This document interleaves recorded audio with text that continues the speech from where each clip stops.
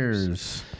Welcome, everybody, to TechBrew podcast where we talk about today's trending topics, thought-provoking discussions, and headlines. And we're back with another video. I'm sure with our last one we did. Thank you for tuning in and supporting. Sorry for the audio equipment. We were testing our new wireless microphone system. So yeah, I know from some feedback, most people could hear me, but not hear him. So I'm Emoticon Trash. This is my co-host, Cam. And we got our good buddy, Mr. Smiley 977 or me. Gray. Producer on the scene. So my buddy Zach is here, but he'll be quiet for a while. He's just watching. Yeah, you can't see him. He's behind camera. So this caught my attention, and I really want to talk about it really bad because this is something I was very intrigued with as a little kid, and I thought at some point it may come to life, and it technically has. Cool too. This is different. Mm-hmm. Yeah, I saw that one too. Okay, that one's recent. Yeah, okay. 7 days ago. So basically, in a nutshell, if some people have played like Rock'em Sock'em Robots and stuff as a kid, toys, that has come to life. Basically, in a nutshell. Yeah. So China. I had to say it. That's fair. That's very meaningful. So Chinese robotics company Unitree kicked off what's being called the world's first humanoid robot fighting competition. The event held as part of the World Robot Competition Mecha Fighting Series. Featured humanoid fighters, specifically Unitree's G1 model, going toe-to-toe in a ring under human control. So it's quite literally Rock'em Sock'em robots. Basically. It's just now they have legs. And basically, like, I don't know if Rock'em, wasn't that just chest up? I've never had that. Was before my time. Oh, like the main that was point just, of it was just Rock'em Sock'em had legs, but your controls were just left the hands. right arm. Okay, I thought it was just torso up. Okay, that was okay. Thank you. Thank you for clarifying. Yeah, I had one of those as a kid, and like I was just saying a minute ago, like that was one of the things as a little kid when I was like messing with those because they were just so much fun. Then I was like, man, wouldn't this be cool if this was like real life in the future? And here we are. Kind of thing. And here we are. And so we're teaching AI how to fight, which is crazy. And like I think I don't know if it would really say it on this article, but mainly average height human. I think it was like 5'8", 5'9", around there kind of thing. They're probably like, if I was standing up, I mean, almost like lower. It tells you how tall they are. Oh, okay. It's literally the next sentence. Oh, duh. You're good. The G1 robots are just over 4 feet tall and weigh over 77 pounds. Yeah. They wear gloves, so they wear box gloves. They have headgear. They throw jabs, uppercuts, and surprisingly sharp kicks, all while being directed by human handlers using remotes and voice commands. That kind of reminds me of like a more realistic version of BattleBots or Robot Wars. Now it's called BattleBots, but I think it's called BattleBots. Yeah, but those were like actual, just like car type or tank type robots, you know, with like blades and crap on them. But this seems like the next thing in robotic fighting. I don't know why we as humans have a fascination with robotic fighting, but yeah, this is like the next big thing in robotic fighting. Yeah, I don't know, but it's definitely been a lot on social media. It's been going around. It even tells you it was like real steel and little BattleBots. So the fights ran 3 rounds, which is typical, and were scored based on clean hits to the head and torso, just like standard kickboxing. 4 robots entered, 1 emerged victorious, operated by a Chinese tech influencer. It was a little real steel, little BattleBots. Yeah, what's also interesting, really quick, what was interesting about those two is, like, I've watched some of the videos. We might put like a little bit of footage on here to show, and like what was really interesting about how the way these robots are programmed is if one of them even loses balance or falls over, like on their face or on their back. They're specifically kind of programmed to rotate their legs in a way and then able to stand back up, kind of thing.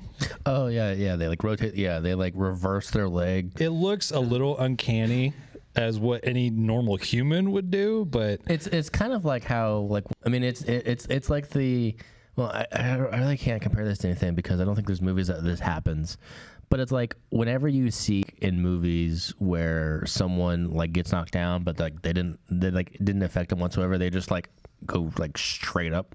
They're just like, I rise now. Yeah. It's essentially just I have risen now.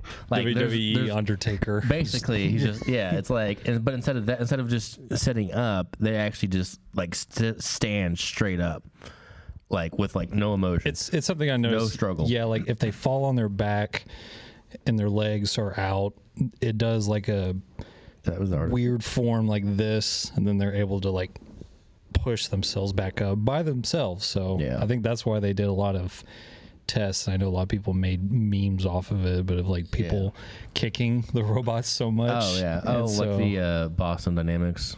Visual Corridor does like the Boston Dynamics where they have like the fake. It's visual effects, but they like abuse the robot. Then it has like the gun and starts shooting back at them. I found this different article, hoping to get more information. This is the entirety of the article. It's like 3 paragraphs. So this is from the BBC. The other one was Vice. But yeah, this fight happened in, I want to say, probably around the publication date. So around May of this year is when they did their first public spouting. Do you think this could of be these robots? Do you think this could be something later on that will probably Come to bite us in the butt? make ways to? I mean that they'll bite us in the butt. make ways to come across like ESPN. So you could watch that on TV, just like what'd you do this weekend? If we it watch was, robot fighting. If it was on ESPN, it would probably be on ESPN the Ocho, Yeah, which is the fake. It's now real, but used to be a fake ESPN channel. yeah. That's where I think I was talking to y'all about this, or somebody mentioned it in our group. I think that was me because when I saw that, I know it's off topic, but I came across. I was just like on a date at a restaurant, and I look over on the TV because it's technically like a sports bar too. And I look over and there's one that said ESPN, and then I look at it, and they have a legit air guitar competition, and I go, that's not real. And I looked and I was like, it is real. And I was like, it's legit. Yeah, and I mean, I remember you texted that to the group, and I remember I was like, oh yeah, that's how that even got started was from the movie Dodgeball with Vince Vaughn and Ben Stiller. I can't remember who else was in the movie, but that movie at the very end when they're doing the competition in Vegas, the Jason Bateman and I think Gary Cole were announcers from ESPN, but they were from ESPN 8, which there is no ESPN 8. At least there wasn't at the time. It was called the Ocho, which that wasn't an actual channel that existed. But then ESPN saw that movie. I don't know if it was years later or if it was that same year, but they saw that and they actually got an 8th channel, an 8th ESPN, and it's just, you can actually find this. Like I know, like I have YouTube TV that's how I watch live TV, and it's on there. So it's probably on most like DirecTV. They probably have ESPN 8. You just gotta like look for it. It's specifically and solely designed for those weird, like out of the ordinary competitions, like the headbanging competition. They have a soapbox car one. They have the air guitar challenge. There was something else I can't remember at the top of my head. They have a few others, like just out of the ordinary. What's funny is like I was watching one with my girlfriend, and we were watching. It was soapbox car. It was the box car, but they were like designed weird. They were like huge. Like some were designed like a coffin. One was designed like a chicken coop, and they have no engines. They just go down this long hill that has so you're just in a box on wheels, and they push you down, and you have to like turn to avoid like hay bales and stuff. And what shocked me the most was that it was presented by Dale Earnhardt Jr. Like he was like the one that like announcing, like color commentating, like what was going on. I'm like, that's like he's what? Like he can't be that pressed for money. Let's pay well. Like what? Well, also, it wasn't even in like what was interesting. It wasn't even a competition that was held in America. It was like specifically somewhere in Europe. It might have been like just like Britain, but or England. But yeah, he was like, I'm Dale Earnhardt Jr. And then the guy, I can't remember the guy who he was with, but I also recognize him as like an actual like sportscaster for like football. Yeah. And I'm like, this is like a side gig, or like does ESPN pay that well for the Ocho? Even the one that I got introduced to, which I know we're kind of going more into more and more crazy sports, but like the slap fighting. Yeah. Actually, I think that's actually on a more quote unquote professional. I don't think that's on the Ocho. I think that's actually on. Yeah, I think that one's more professional. Weirdly enough, that one's actually considered more that, and like the arm wrestling one. Because I think that's owned still by what's his name? Yeah, Dana White. Yeah. The slap competition is actually owned by UFC or Dana White. For some reason that I don't know why. caught my attention for a while because I came across on that on YouTube. But anyway, yeah, going back to your original statement, if they did televise like robot fighting, it would probably start out on ESPN 8 because of the comical side of it. But then it would probably gain some traction, and then it would probably actually go to like welcome to like Fox Sports Friday night, robot fight. Just us sitting there. Who are you betting on? Right? Oh my god, dude! If they had the actual like gambling or betting you could do on robots, that would be bad. So, all we're doing is teaching the AI how to fight back. We're just going to be an iRobot situation. Yeah, mainly. Yeah, or a HAL 9000 in the body. I'm sorry, Dave. Yeah, I kind of do that. So there's that, and then I think recently, I think there was one article 7 days ago, but then out with robotics soccer tournaments. See that's what my thing is, Dad. To comment on that, why start with fighting and then go to soccer? Like, why start with the most violent sport? One of the most violent sports. Teaching robots the violence before the casual ball kicking. Yeah. The casual kickball. Like, we're going to teach robots martial arts and then knitting. That's the progression. We're going to teach them how to properly like slaughter a cow, and then teach them poetry. Like, what? My guy, what's wrong with you? We're going to take this. We're going to take this robot to Chernobyl. Right? We're going to make it immune to radiation. Anyway, but yes, now they're, I don't know if it's the same company. I can find it because also, if you're watching this far, please like and subscribe. That's all we ask. So we appreciate it. And give us millions of dollars. No, I'm just kidding. Yes, please, Papa Love. Papa Love. Okay, hold on. Sorry, we're so professional. Have all of our articles already ready. Also, we're in a new spot, by the way. I don't know if anyone's noticed, but if you've noticed by now, drop a comment. Tell us where you think we moved to. Yeah, we're in Alaska right now. Right? No, I was kidding. There we go. And this is in Beijing. 4 teams of fully autonomous robots faced off in a 3v3 soccer match. Powered entirely by AI with 0 human interference. The bots dribbled past and even collapsed in believable fashion during China's first ever AI-powered robot football showcase. Football, soccer, if you speak in freedom units. Yeah, like quick comment. The uncanny thing about, which I understand, it's robots, but just the way that, like, even compared to the ones that are in kickboxing, and obviously the one compares to the one playing soccer, is you could tell the main difference of how they're moving.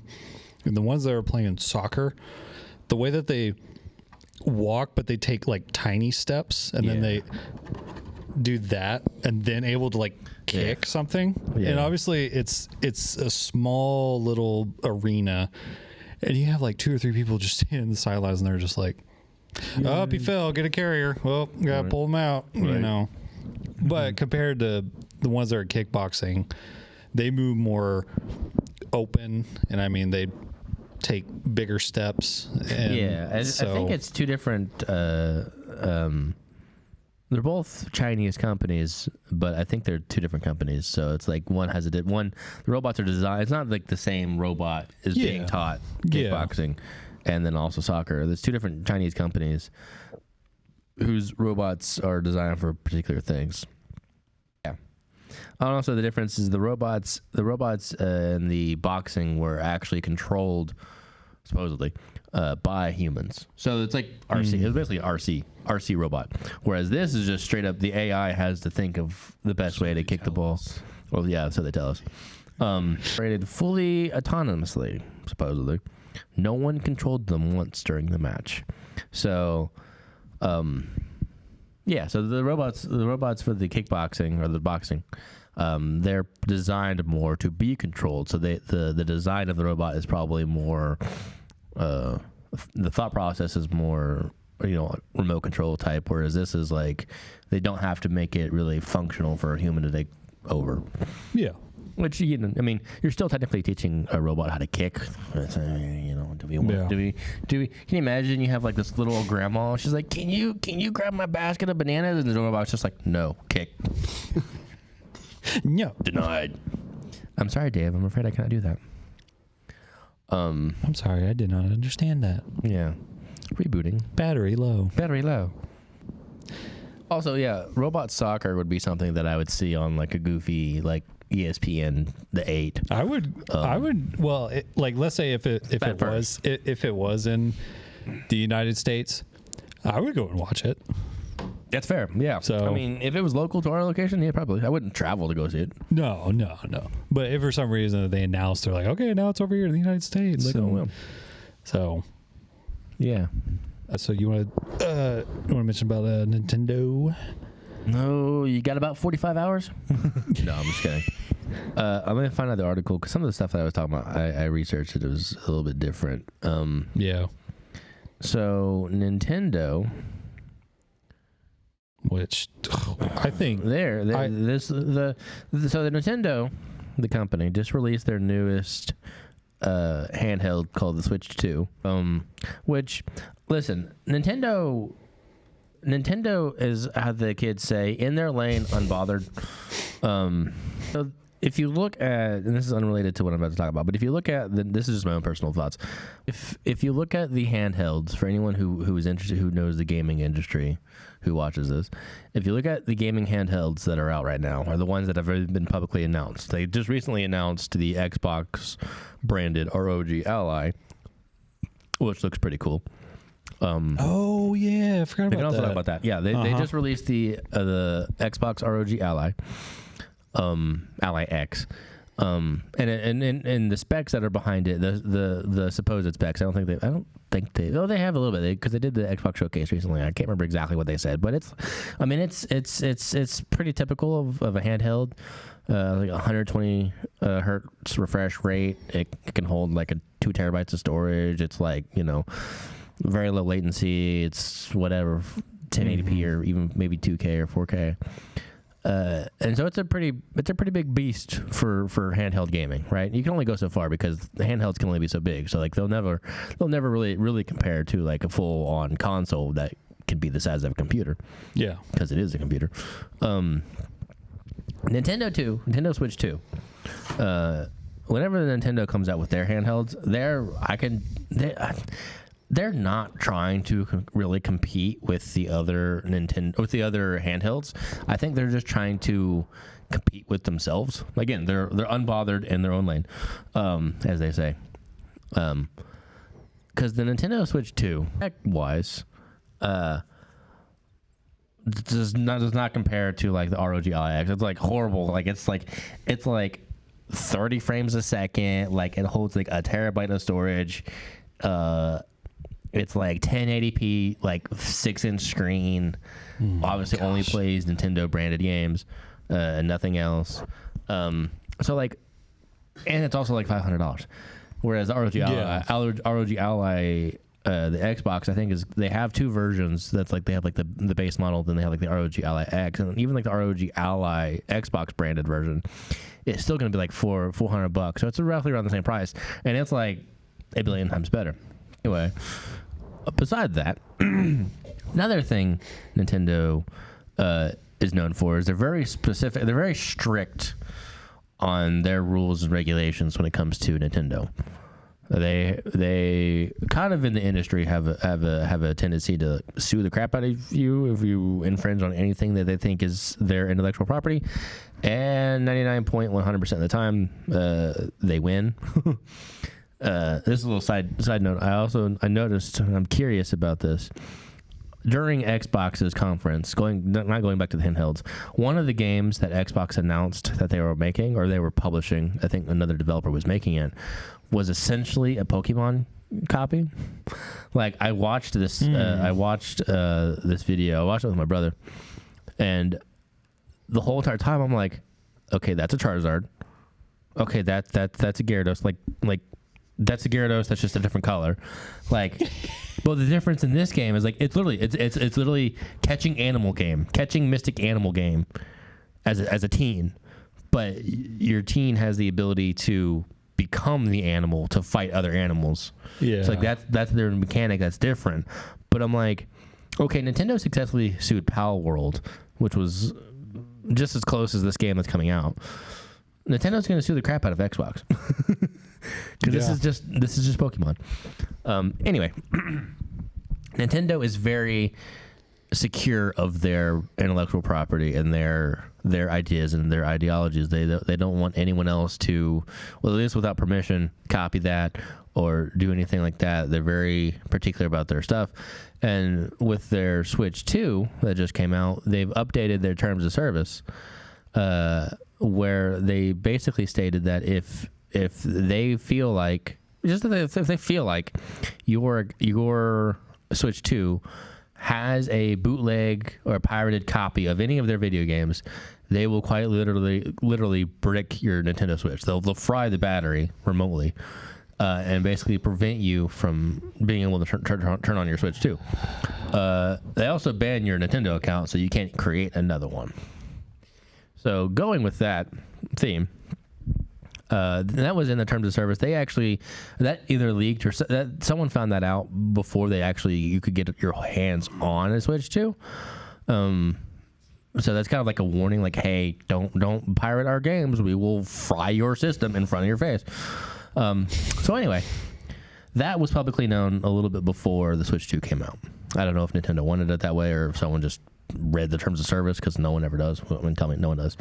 We did a episode on that a couple episodes ago. Yeah. And so nobody reads it. No. Another thing that apparently people didn't know or really wasn't public information or just no one caught on to about their terms of service is if they just don't like your username or if they don't think your username for your Nintendo account is appropriate, they'll also brick your device and ban you from Nintendo forever. Now, granted, Xbox names, right? PlayStation, if your name's inappropriate, it'll just say name inappropriate, choose something else, right?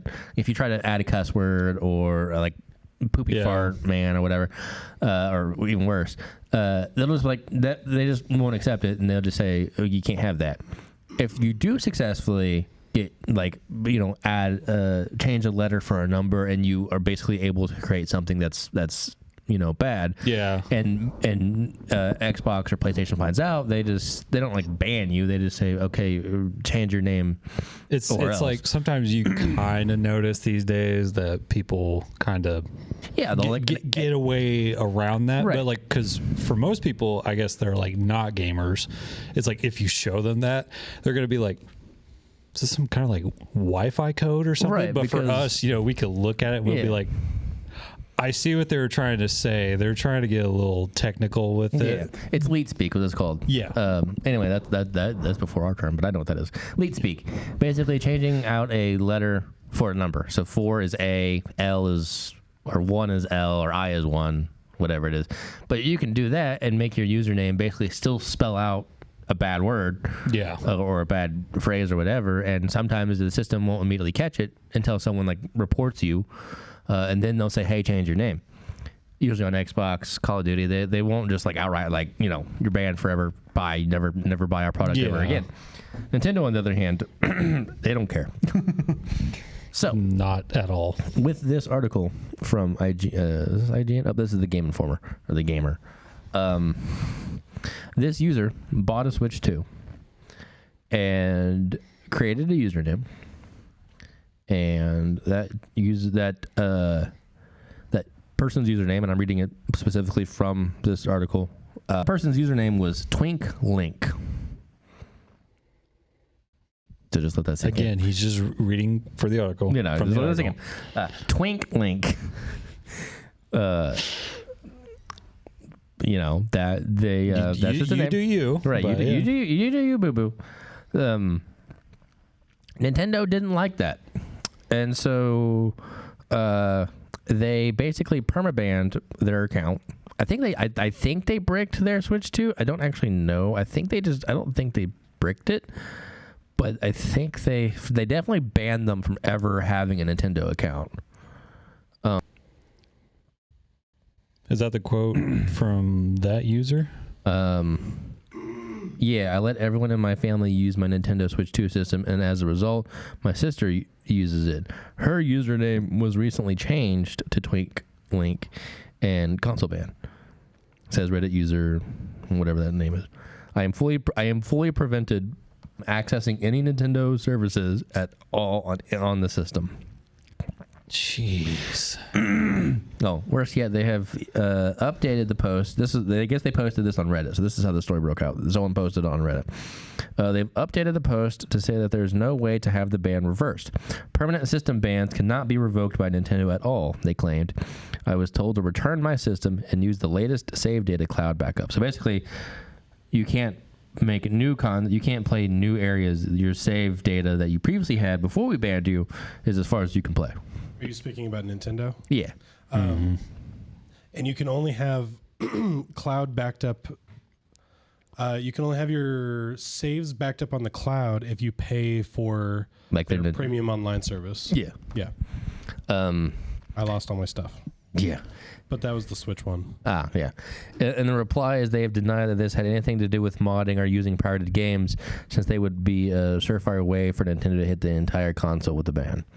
It was indeed the username that triggered the ban. Then it is curious that they were not given the chance to simply change it. It was also curious that Nintendo considers the word twink to be a bannable offense, since it's hardly the most inappropriate username out there. It doesn't seem like they bricked his device, like they fried the battery. But I saw a different article about this where on top of he's banned from accessing any online content, so he can't access the e-store. Also, all of their games now require online access, so he can't access any games, even like offline Mario Kart or like offline Zelda. Zelda's not even multiplayer, but it still requires online for verification. That's how they know it's a pirated game or not, because if it hits online, then they have ways of verifying you have a legit copy. That's what Xbox does. Every Xbox game, even if you just disconnect from the internet, you can't even play single player offline games because they have to have a connection to the internet to verify it's a legit copy. But anyway, yeah, he's banned from accessing any Nintendo service. I mean, they told him to return it, so basically they said, hey, this is now useless. He's prevented from creating a new username, a new Nintendo account, because I'm sure they track his IP. Now, is there ways around that? Probably, if you're techie enough. I'm sure you could. Yeah, if you're an expert and right. Yeah, whatever. But yeah, it's not hard. But jeez. But just for having a username, he was not given the option to change it. In his eyes, he didn't think that it was bad enough. I mean, it wasn't like the F word or were. I mean, it wasn't it wasn't horrendous. Not really. In the context of what could be worse. I mean, I've seen some old school Call of Duty days, like Modern Warfare 2, when they didn't really monitor usernames. People had some pretty pretty bad, some usernames, some really bad usernames. So if you are planning on using or buying a Nintendo Switch, and you are one that likes to try to create funny usernames because you're trying to break the system, I'm the first one to have this username, don't. I just don't do it. Just don't. I was just going to ask you, because I was like, what are some things which I'm sure for people who are brand new to the Nintendo Switch, and them, if they came across any of this stuff, they would be like, oh God, like, you know, what am I gonna do? You know, I don't want that to happen to me or something. Go to literally any other console brand ever, because they actually give you the opportunity to change your name. Yeah. They may make you pay for it, but they will allow you to change your name. Also, or just, well, in this case, I mean, honestly, I don't think that's that bad of a username. No, not at all. Compared to what could be worse. Now, obviously, yeah, but like, there's been worse. And it would be understandable. Yeah, if it was like F this, whatever all name. of the usernames that they could have given him a second chance on changing, that one would be like, yeah, change that. That could be a little insensitive to people.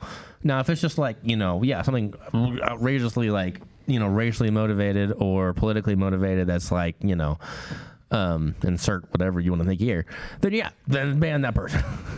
Exactly. There's people who I've seen, I'm not going to say what they are, but I've seen Xbox usernames that were like, that is ferociously, extremely racist or extremely sexist just or inappropriate, homophobic or whatever. And I'm like, that person should be banned.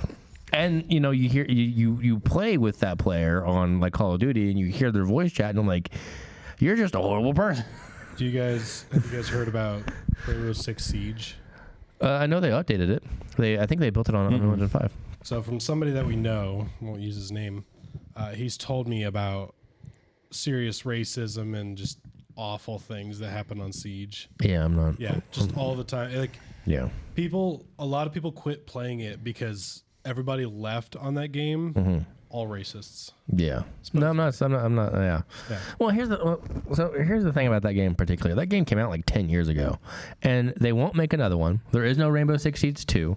They've released what they're calling Rainbow Six Siege X, which is just, it's revamped via, I think, like Unreal Engine, and they've nerfed a lot of things. They nerfed the ability for the shotgun to go through like the plywood that you can put up as a barrier, which doesn't make any logical sense. Because I've seen a little bit of gameplay, but I never really played much of that game. Yeah, like, so what it is it's online.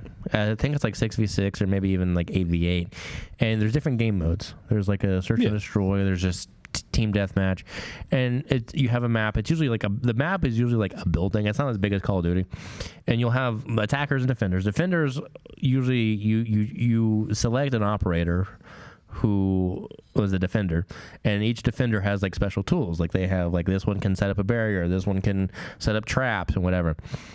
Well, you can always, as a defender, go up to a door that's open and set up a plywood, like, you just hold X and it sets up plywood. So it makes it 3 milliseconds longer for someone to reach, to go through that, because you can hear him knocking it down. Yeah. And if you were an attacker, one of the attackers' main weapon was a shotgun. They could just shoot it and it just destroy it, and it would just immediately just crumble. Well, now that shotgun doesn't destroy it. And they've changed that recently after the game's been out for like 10 years. And I'm like, it's a shotgun. It's a 10 gauge shotgun. It goes kaboom. That wouldn't. It go boom. And so now you have to like take like your axe and like, whoop, whoop, like you have to hit it for like, okay, like you're dead. Anyway, but yeah.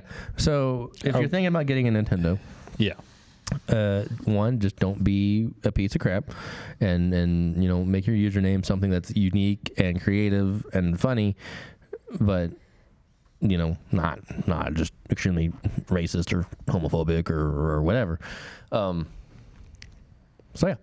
Also, again, as I was saying prior to that statement, Nintendo Switch 2, in my opinion, is not even the best handheld. It's more family friendly. It's very family gather, like, game time oriented. They know that, so they're not really trying to make it like a 4K like beast. Yeah, like these other handhelds that are like trying to play like, Crysis 3 at 1600 frames a second, which the ROG can do. Not really. That's an expression. But the Switch, and the thing is, like, the Switch is only ever going to play Nintendo games, and Nintendo's cartoony style isn't really that like high fidelity. So it's like, it doesn't need to be that beast of a machine because the games they play are very cartoony.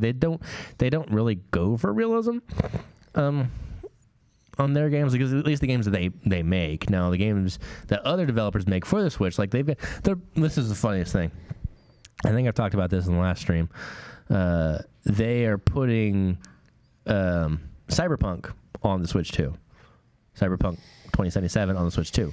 Problem with that game is very realistic. That game has like sweat mechanics, and I mean that game is just the cutscenes. I literally tried to play that game on my Xbox Series S, and it shut off my Series S, excuse me, like 5 times.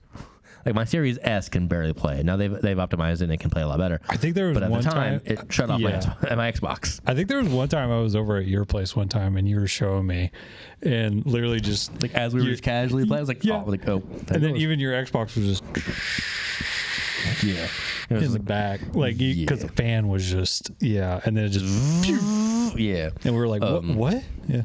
But what's funny is the developers of Cyberpunk said that, so like the Switch 2 has like a boost mode, like a performance boost mode, where like you can either play a game in like standard settings, or you can do like a boost where it will kind of make it run a little bit better.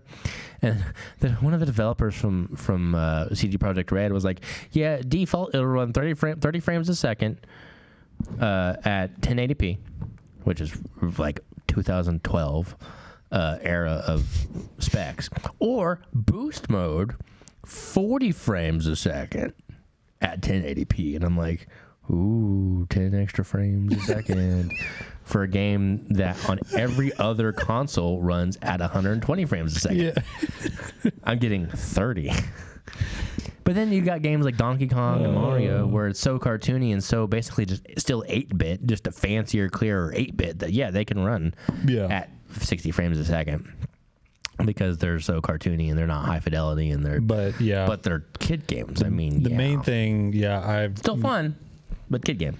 Yeah, mainly the only thing I've heard about the Switch and stuff is just the pricing. I only know 1 or 2 other people that I know that have one, and that was one of their like just biggest complaints, because like I know one of them, they were it's like $450, like $500. Like, and then even for the like I think we mentioned $500. I think we were gonna mention like in the last episode or something, but like just the where I think we did talk about just the game pricing, and it's like the games are the games are like $80 or something, and it's ridiculous. And I don't remember if the last time we spoke on the podcast if it was announced that GTA was delayed. I think they announced it after that, but GTA 6 got delayed till next year, which funny is I've seen people who used to work at Rockstar, excuse me, the people who used to work at Rockstar, the company that makes GTA, Grand Theft Auto 6, they're like, they came out and, because they worked on like GTA 5 and then they like retired or are working in another studio, and they've come out and said, GTA 6, there was no way that game was going to come out when the day that they said it was going to come out, there was no way. So there's a lot of speculation that they announced it to like continue hype, and then like knowingly knew that, I think it was like a September release, knowingly knew that it was never intended to come out that it was going to be the next year, that they just wanted to be like, oh my God, it's coming out this year. And then they're like, sorry, no, it's coming out September of next year. So it's more likely that it will come out, if it ever comes out by the time we're 97. If it does come out, it makes more logical sense that it's going to be another year. But and there's a lot of people in the gaming industry, developers, game journalists who are kind of hinting at the idea that GTA 6 pricing will set the new industry standard, and that game developers are kind of waiting for that game to come out to see what the new standard will be, because apparently everything is based off of GTA 6. But that makes sense, because GTA 6 literally is the highest selling game of all time, or at least it was at one point. I'm sure that is probably Mario, but I think it's like the second, or the fastest selling game of all time. Maybe not the most units sold. That's probably still Mario, but it's like the fastest selling game of all time. It made like $6 billion in like 30 days or something stupid ridiculous. A lot of developers and a lot of game journalists have basically not hinted at that whatever they decide GTA 6 will be priced at, all other major developers will basically follow suit. So we may get next year $100 Call of Duty 7 that should be easily priced at $60, but because GTA 6 is $100, now they can get away with it. That's the thing, is they can get that's the thing, is they're not pricing the games because it costs that much money to make the game and they need to get that money back. They could get their money back selling a $60 game. They've been selling games at $60 for 37 years. Yeah. They don't need to be $80 right now. They don't need to be $70. $70 does not need to be the new standard. Unreal Engine 5 is free. Every game studio is switching to 343 or now Halo Studios. Halo Studios announced that they're switching to Unreal Engine 5. Unreal Engine 5 is free.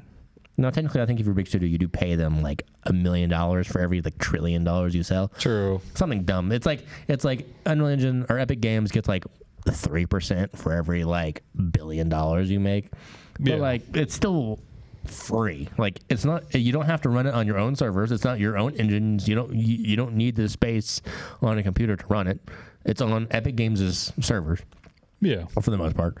So like your game doesn't need to cost $70. Like, you're using an engine that's essentially free that you're not having to pay the electricity for. I could see that. Yeah. But it's But that's, go ahead. That's the industries these days, because it's just like, well, yeah, I mean, everything is like, yeah, that's the gaming industry is like, what can we get away with? Not what's right. What can we get away with? Yeah. Price wise. And we're just gonna do this because we can. Right. And we have like, more. what we're gonna do is we're gonna put out a game for $70 and see if it bites. Oh, it bit. Oh, okay. We're gonna make that the industry. Okay, now we're gonna do $80. Oh, that still hit pretty good. Okay, the industry's $80 now. And if one studio does it and people bite, they know that other people will bite. You know, so if Call of Duty makes an $80 game, Rainbow Six can make an $80 game, or what other FPS out there can, like Halo can make an $80 game, and they know that people will buy it. Mm-hmm. There's people who will legitimately, and I mean this in all seriousness, there's people who will legitimately probably pay $100, $99 for GTA, like for the base version of GTA 6, if they were to announce that GTA 6 is $99, $100 plus tax. Yeah. Not even the deluxe version. The deluxe version is probably like $2,000. And signed by Dr. Dre. No, I'm just kidding. Yeah. So we'll have to see. Dre's over here. You can't see him, but he's looking pretty cool. He's got some aviators on. Almost looking like Duke Nukem over here. Yeah. Got tired of looking at the box light. That's fair. It is over there. True. What do you mean? But we don't have professional lighting. We're using the shop light. What are you talking about? No. Yeah. Also, you never mentioned that we're in a shop right now. Not for any particular reason. We didn't get kicked out anywhere. Just decided to change it up. Yeah, I was like, hey, someone's got a shop that's like a 3-car garage shop. Let's film in there. It's got the American flag. Woohoo! Yeah, it's got cool tools and stuff that we'll have to blur out for probably copyright reasons. Taxes. Yeah. Do your research with things and get other resources from other places, or just get feedback from, like, if you're wanting to, like, even if you're brand new to gaming and you don't know too much about it, just like ask other people that may be in your life that played games or whatever, or they know more about the like updates or the prices, comparing prices and stuff. Like, hey, what do you think about this? And to be like, well, you will get a better deal if you do this, or just things like that. Instead of, I'll admit, I'm the the dumb one because I don't do any research at all, and I'm the one that buys something, and I'll tell you about it. And I know you don't do it all the time, but I'll tell you, and you're just like, "What? Why didn't you? What? Like, why did you do that?" And I'm like, "'Cause I thought it was a good deal." And you're like, "No, don't do that." I am glad you're coming to me because you're wanting to get like buy or build a PC, and like, is it a good deal? I'll look at it, like, no, Yeah. that's horrid. Like I know, yeah, nothing. Yeah. Like you just recently sent me like someone was selling on Facebook Marketplace like a pre-built PC, or maybe they built it, and they're like, would this be good? And I know you want to do like video editing for like the podcast and photography, and I looked at it, I'm like, okay, graphics card's 37 years old. It's literally running like Windows XP. It can only run Doom, old Doom. It can barely run Doom 1. It struggles to run Doom 1, and you can run Doom 1 on a thermostat. We can run Doom. Dude, we need to do an episode where we just discover everything that Doom has been run on. You can literally run Doom on a paper box. I don't know how they did that, but they did. You can run Doom on a pregnancy test. You can run Doom on... Oh, man. Yeah. I just like that there's a whole movement called Can It Play Doom, where people just try to find the most outrageous things. Anything that has a screen, regardless of what it was designed for, people have found a way. People have found a way to run Doom within the Google search engine. Not searching for the word Doom, just going to google.com and running, and it just runs Doom like locally. Like they added the source code within Google. I might have seen to locally play Doom using the pixels of google.com. Gosh. Like, okay. The things that us humans do. It's just nuts. But yeah, anyway, I think that's about it for me. it's late. I gotta go to bed. No, I'm just kidding. See what I have to put up with. See what I have to put up with this guy. So yeah, I think that's about it. Thank you so much for watching. And if you're not watching, how dare you? You're a horrible monster. Yeah, and you don't love us. What the heck? We will get your IP address. I know where you live, Jason. Jason. The numbers, Mason. What are they? So Anyway. Yes. Anywhere. Thank you so much for watching. Please give us a like, subscribe. Please comment if you say hello. Say, oh my God, this episode was phenomenal. Say, oh my God, that guy on the left looks like crap. We're still working on things. I realized the image will be flipped, so technically you're on the left. I was trying to insult myself, but I realized that you'll be on the left. So the guy on the right looks like crap. We both look like crap. No, I'm just kidding. Just got kicked out of my mom's basement. Right. No kidding. Anyway. Yeah. We will talk to you guys later. Drink coffee or your favorite beverage in moderation, and don't take internet content at face value. There you go. Okay, now I got it. Listen, we're trying. It's summer. We're trying to record more episodes. We're failing miserably because your schedule doesn't line up with my schedule, even though I don't have a schedule. I'm just lazy. We'll get there. Yeah, we're getting there. Yes, sir. Progress over perfection. So. Yep. So, alrighty. Anyway. One last cheers. Cheers. Peace, y'all. Peace. I love you. Papa love. Papa love you.